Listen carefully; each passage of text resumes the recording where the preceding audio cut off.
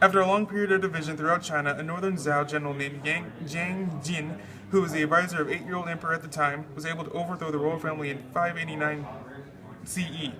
His unification of the warring kingdoms and states of China resembled the way of the Qin dynasty ended the era of warring states centuries earlier. Due to those actions, there was a period of unity between the Chinese provinces and peaked in 609 and allowed for many advancements in engineering and science. When Yang Zhen, who later called himself Sui Dynasty, meaning Emperor of Culture, gained control over the government, he established a new capital in Daxing and expanded the empire greatly through a series of military conquests. In its peak, it reached 5,022 kilometers from Tibet to the Pacific Ocean and 8,000 kilometers from the Great Wall in the north to Vietnam in the south. During this period, a new examination system called the Kenshin was set up in order to evaluate male commoners and see if they were eligible to serve in the Chinese bureaucracy.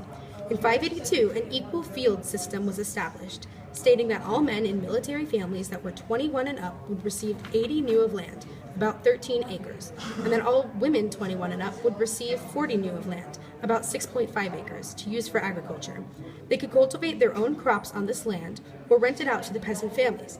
This practice resulted in peasant families paying rent, working a required 20 days yearly, and giving the state 2 bolts of silk, cotton, or silk cloth as payment.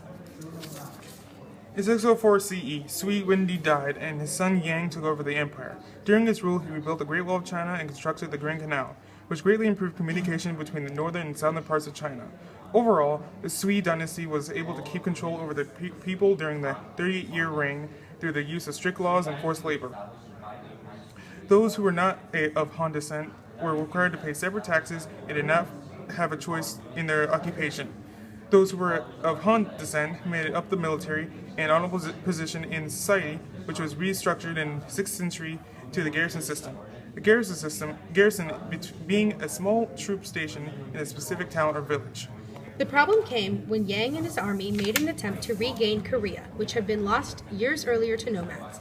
This greatly weakened the military and allowed the peasants an opportunity to revolt. They were motivated by unfair taxes and regulations, as well as having to pay large rent sums. During one of these revolts, the emperor was assassinated, marking the dynasty's fall in 618 CE.